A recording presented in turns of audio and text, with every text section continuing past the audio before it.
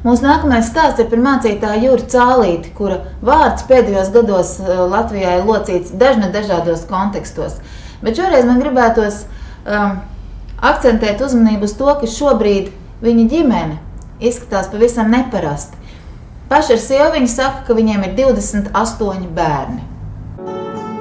Pirms 2 gadiem mācītājs Juris Cālītis un viņa reformātu draudze tika izslēgti no Latvijas Luteriskās baznīcas par likumu un priekšrakstu neievērošanu.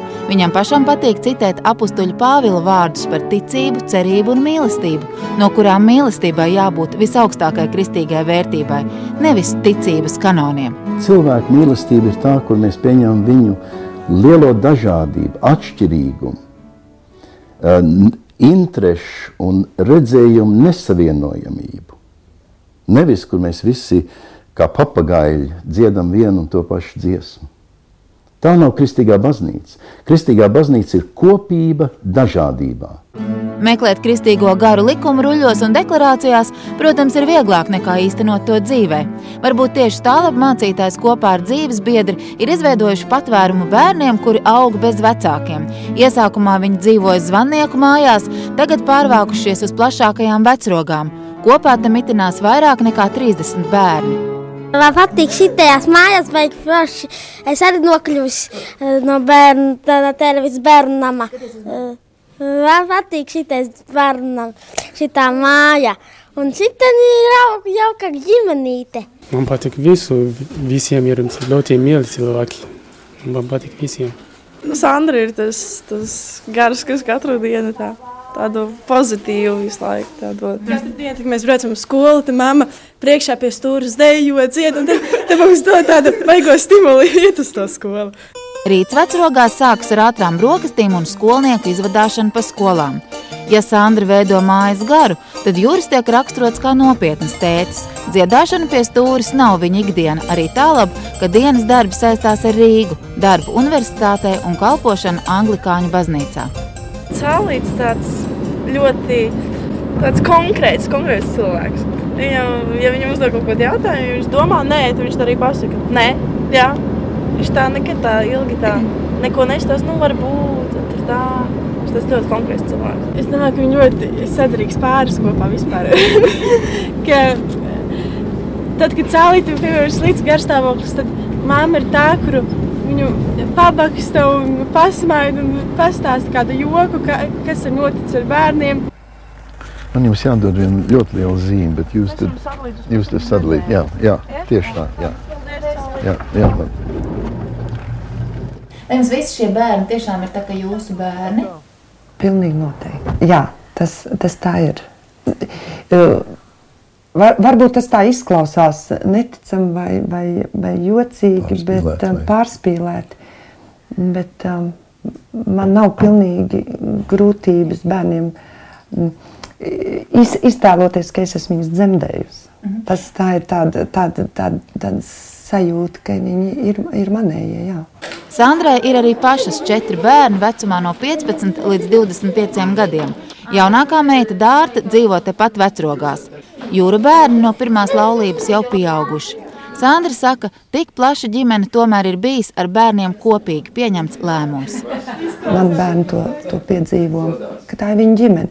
Varbūt tas nav viegli, un es kādreiz arī Līgai prasu, kad Līgai kādreiz skumjas, vai kā es saku, vai tu domā, kad es esmu kaut ko nepareizi izdarījis, vai tā izvēle bijusi nepareiza. Viņa teica, beidz, mamma. Kā tu varēji savādāk rīkoties, ja? Bet es domāju, ka viegli brīžiem tas nav, jā. Mēs esam daudz un mēs ar visu dalamies. Šī lielā ģimene aizsākās nejauši, it kā uz laiku paņemot aizgādībā bez vecākiem palikušu zīdēnīti. Juris godīgi atzīst, tolaik viņa personiskajos plānos šāda plaša daudzbērnu ģimene noteikti nav bijusi paredzēta. Nē, es nebūtu tā iedomājies. Man nebūtu nekāda vajadzība pēc tā. Bet tas bija tā, ka Dieva pirksti, tas bija tā, ka Sandra bija blakus? Nē, tas bija, protams, visi, vai tā ir Sandra blakus vai Dieva pirksti, tas jau neko neizmaina. Tas ir viens un tas pats. Tas būtībā tā jau Dievs ar mums sarunājas. Ne jau kaut kā no gaisa, no zila gaisa, no zilām debesīm, tā kā zibens. Bet caur notikumiem un mūsu dzīves dažādām likstām un spiedieniem un pavērsieniem. Zvannieku un vecrogu mājas nebūtu iedomājams bez draudzes atbalsta, un galvenais, kas šo kopienu atšķir no bērnu nama, pat vislabākā, ir tas, ka šeit valda mīlestība, par spīti tam, ka bērnu likteņi ir tikpat smagi kā citvieta. Lai arī likums viņus savstarpēji dēvē par audzināmajiem aizbildņiem vai vēl citādi, paši viņi sevi nešaubīgi uzskata par ģimeni. Ir vienkārši bērni un pieaugušie, tā jūs dalties? Nu jā, tā kā ģimenē. Un pusauģi pa vidu, un omes, un tants, un onkoļi, un viss pārējais. Kas ir tās lietas, ko jūs tā kā gribētu savā ģimenē no šejienes paņemt līdzi? To, ka katru dienu mēs varam būt tik ļoti tuvu kopā, nu, tā visa... Tas, cik mēs esam visi vienoti, man liekas, katrā ģimenē nav. Parasti ģimenē ir savi noteikti attīstības cikli, un bērniem pieaugot, vairāk vietas parādās vecāku savstarpējām attiecībām. Šeit aizvien jauni bērni atrod tieši šīs mājas un tieši šos vecākus. Vai Jurim un Sandrai pietiek laika, kas veltīts abiem vien, pavisam sadzīviskas, bet tik nepieciešams kopā būšanas? Daini, tu man uzdod ļoti grūts jautājums. Es zinu, piedod, lūdzu. Paklau. Man mīlestības, tu zini, saproti, es godīgi pateiktu, es nevienu brīdi neizjūtu mīlestības trūkumu. No, Juris var nebūt klāt. Juris ir lielāko laiku ir Rīgā universitātē un pie savām draudzēm, bet es visu laiku jūtu, ka viņš ir kopā ar mums, un man pat grūti ir pateikt, tā ir tāda, ka viņš ir visu laiku kopā ar mani, ar mums visiem. Taču ir arī pavisam vienkāršas un piezemētas lietas – būt par tēti vai mammu. Lielākā daļa cilvēku liek neprātojot uzņemt šīs lomas, taču ne katram izdodas ar tām tikt galā. Juris saka, būdams mācītājs, viņš tomēr nav bijis gan labs tēvs saviem diviem, nu jau pieaugušajiem bērniem. Tagad ar auģu bērniem viņam dot retā privilēģija labot pieļautās kļūdas. Parasti cilvēki, tu izdzīvo savas kļūdas, un ar to arī tu esi viss pabeidz.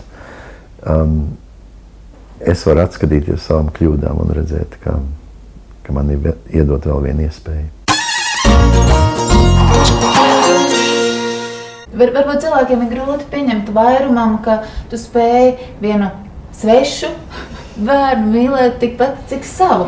Un tad tas ir par pamatu dažādām spekulācijām. Nu, kāpēc jums tur vajag mājās 10 gabalus? Jo es domāju, ka es tā ceru, ka mums visiem nav šaubu vai ne par tiem gadījumiem. Bieži vien tā ir vienkārši projekcija, ka cilvēki kaut kādus savus uzskatus pārnes tā kā uz otru. Ja? Man, piemēram, pašam ir grūti iedomāties, ka man varētu būt pulciņš ar bērniem, pie kam ārprāts, ne manējiem. Ja? Un tad es domāju, man par to būtu jāmaksā milzīga nauda, un man būtu jābūt kaut kādam ienākumam tur.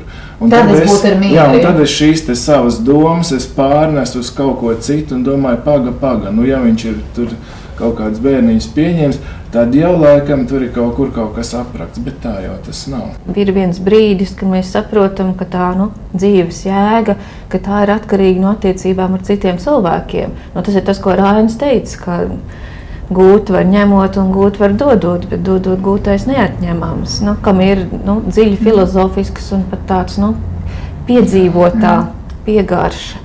Un kamēr tu to neizdzīvo, tikmēr tev tas ir nolaupīts. Un Latvijā ļoti daudz cilvēku, kur nekad arī to nepiedzīvo. Vai jums ir kādas versijas, kā stiprināt cilvēks viņa apņēmībā, tajā brīdī, kad tomēr ļaudis nolēma dibināt to tradicionālo ģimeni, vīrietis un sievieti, dzīvot kopā, precēties.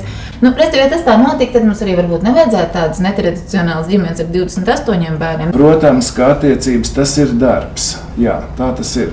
Bet tu arī nevari paredzēt to, kā šīs divas personības augs savas attīstības gaitā. Un reizēm tā augšana ir šāda. Tā, ka katrs aizaug uz savu pusi prom. Un tad, un tas, man liekas, sasaucās ar to tevis izteikto domu, ja, ka no tā viedokļa būtu foršāk, ja mēs neaugtu, tad mēs paliktu šeit. Ja? Un tāpēc arī cilvēkiem kādreiz ir tā, ka faktiski bailes ir arī viena ļoti laba saistviela. Ja? Ka es kontrolēju tevi, tu kontrolē mani.